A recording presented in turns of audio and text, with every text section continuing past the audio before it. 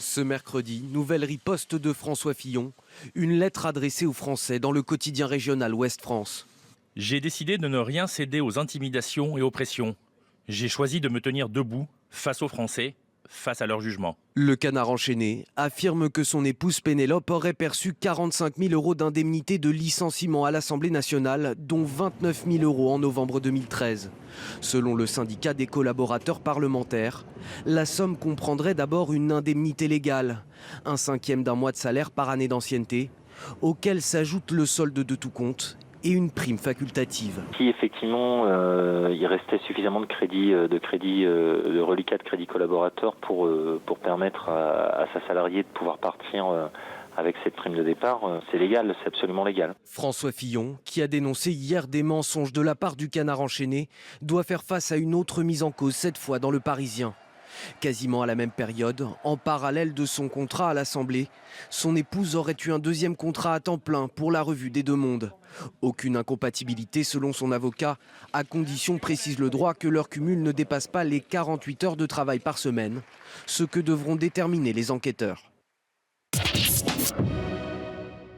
L'écotaxe, sévèrement épinglée par la Cour des comptes. Dans son rapport annuel publié aujourd'hui, la juridiction chargée de contrôler l'utilisation de l'argent public cible le gouvernement dans sa gestion du projet. L'abandon de l'écotaxe poids lourd, matérialisé par la résiliation du contrat avec Ecomove en décembre 2014, s'est avéré extrêmement coûteux pour les finances publiques.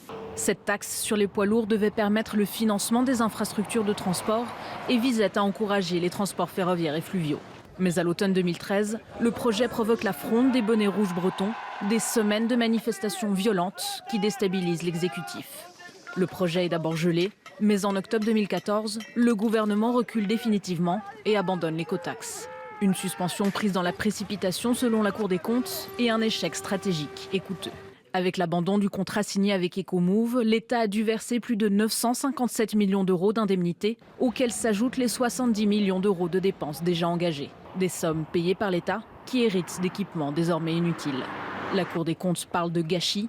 Pour elle, l'abandon de l'écotaxe aura des conséquences durables sur les finances de l'État.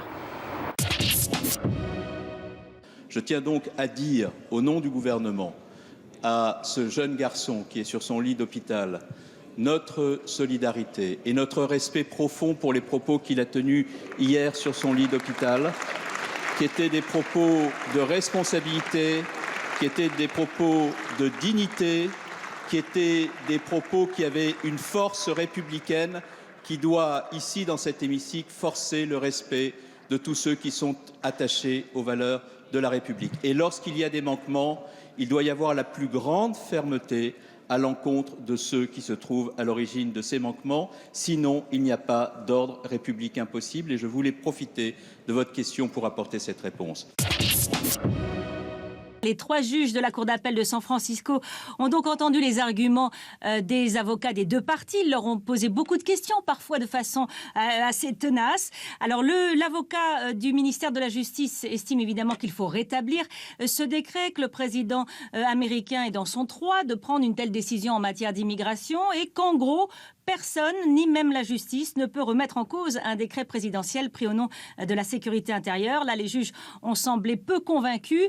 L'avocat des 2 États qui ont porté plainte, l'État de Washington et du Minnesota, lui a expliqué que cela portait préjudice aux Américains et qu'il y avait discrimination religieuse. Là, c'est l'un des juges, le plus conservateur des 3, qui n'a pas semblé convaincu. Il estime que la mention de la religion n'est pas explicite dans le décret. On ne parle pas de religion musulmane et que tous les pays à majorité musulmanes ne sont pas visés. Donc on verra ce que les juges décident. En tout cas, toute l'Amérique est suspendue à ce jugement qui est mis en délibéré.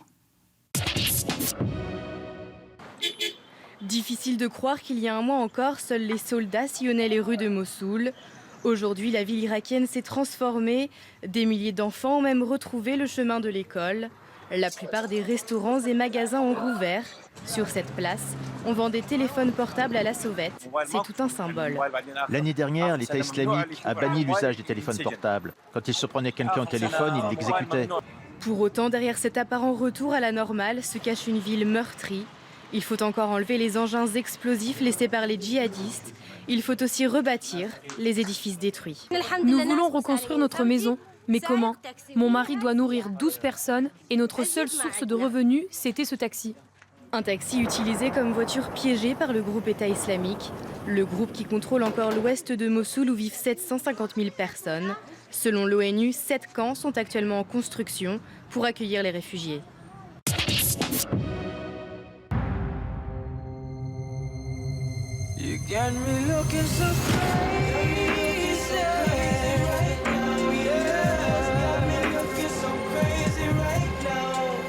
Je veux que tu reviennes. Je ne savais pas où cette histoire nous mènerait. Je ne vois pas comment ça pourrait marcher.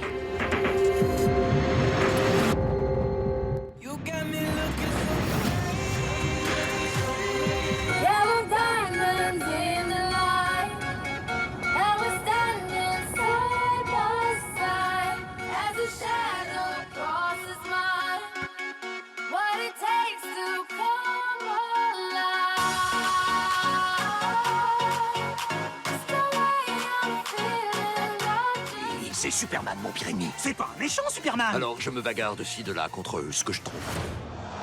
Parce que j'aime bien bagarrer. Je te tiens. Joli. Initialisation maître constructeur. Il me faut macaroni. On a réussi. Plutôt cool, non? Pourquoi t'as construit ce truc avec un seul siège? Parce que, sauf erreur de ma part, je n'ai qu'un derrière.